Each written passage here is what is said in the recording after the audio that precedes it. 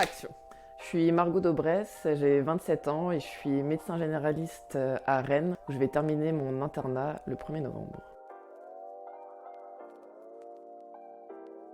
En premier critère, je dirais la qualité de vie pour soi et pour les proches. Par exemple, l'accueil des enfants, que la personne qui partage notre vie puisse aussi s'épanouir sur le côté professionnel. Le deuxième critère, l'écosystème de soins, de pouvoir avoir un hôpital à proximité pour coordonner le parcours du patient, avoir d'autres praticiens aussi à proximité. En troisième critère, trouver une structure qui correspond à son profil. Certains médecins vont préférer s'installer seuls, en équipe, dans une MSP, avoir une activité mixte, libérale et salariée.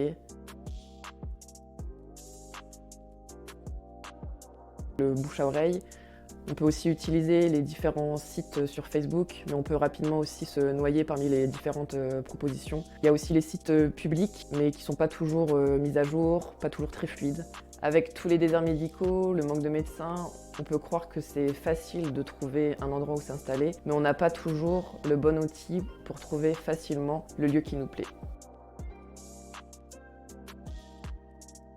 Déjà, c'est un site qui permet de répertorier toutes les annonces pour toutes les régions et tous les types de projets comme le remplacement, l'installation, que ce soit en hospitalier, en libéral. Ce qui est sympa aussi, c'est quand on commence à remplacer, on est vite débordé, on prend pas toujours le temps pour trouver où s'installer et avec où soigner, on peut leur confier une recherche avec nos propres critères. On retrouve aussi des critères pertinents comme la qualité de vie, l'écosystème de soins. Aussi un point important, c'est un site qui est fluide, simple d'utilisation. On peut faire des recherches gratuitement, sans avoir besoin de se créer un compte.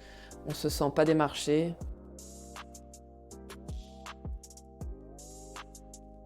Alors oui, c'est certainement vrai. Après, ce qu'il ne faut pas oublier aussi, c'est qu'il y a eu un moment où il y a eu moins de médecins formés. Et même si jamais on travaillait autant que l'ancienne génération de médecins, peut-être qu'on ne pourrait pas tout combler. Et il y a aussi la qualité de vie maintenant qui est une part importante dans la profession médicale. On fait déjà beaucoup de concessions, je pense, pendant nos études, pour notre métier.